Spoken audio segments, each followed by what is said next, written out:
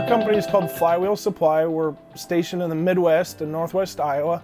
We produce a wide range of parts for the antique application market, as well as steam and boiler controls, valves, and gauges for both the industrial and some government type of applications. I saw a lot of labor involved that could be streamlined with a robot.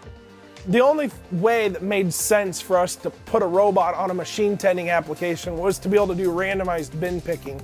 If an operator is to stand there and line the parts all up for a robot to pick them, it would defeat the entire purpose of using the robot to begin with. The cobot has to be able to pick a wide variety of part numbers. It's got to be able to pick up oily parts. It's got to be able to pick up randomized parts just laying in a bin. And then it's got to accurately place them so that the machine can process them in a timely and efficient manner. After the robot picks the part, it places them in the jaws, and then the machine indexes around to multiple stations to do multiple tasks. The tasks include drilling, chamfering, threading, a wide variety of applications. One of the biggest advantages to ActiNav is that we're able to do a bin pick with suction. We then verify suction in the logic of the program. Then we represent the part to the scanner if we don't have a part present at that point, or if the image sensor noticed the part has changed in position at all and would make an unplaceable part, we then place the part in a reject bin.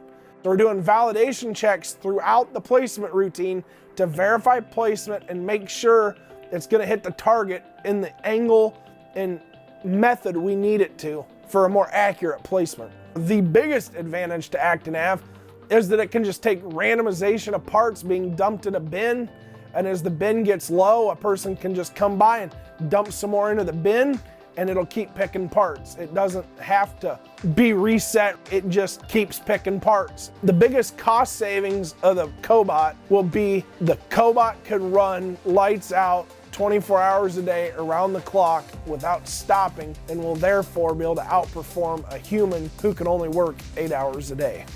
And that one person that used to run that machine can now become a more skilled, higher paid, more diverse worker, and maybe babysit a work cell with 4 or 5 applications happening that they used to only be able to do, one. When Zach first came to me about the robot, I thought he was kind of crazy at first, but then he kind of talked me into it, realized that it was going to save us a bunch of time. Just push a button and let it go do its job. UR cobots are fairly friendly to move around. We opted to build a subplate that we mounted the cobot to so that we can precisely realign the base from one machine to the next. We integrated it with one of the welders, which was a fairly simple and straightforward process. One of the really nice advantages of the UR robot and the software is you're able to take a CAD file and output a G-code toolpath like you would use on a mill.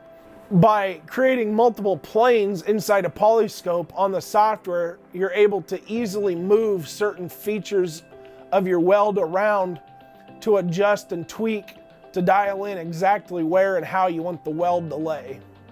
In our TIG welding application, we went from a minute cycle time to 14 seconds part to part. That's 14 seconds counting cycle time and an operator loading and unloading. In the next year, I'd like to see 3 to 4 more cobots go in to our shop to integrate the next machines down the line, so that as the product comes off of one machine, it can be handed down to the next machine and the next machine and become assembled product, and then even maybe packaged at the end. Having the robot has decreased the back orders and improved the customer satisfaction because stuff gets done faster, and I've had people call me on the phone and say, wow, I wasn't expecting that. You said 2 weeks and here it is.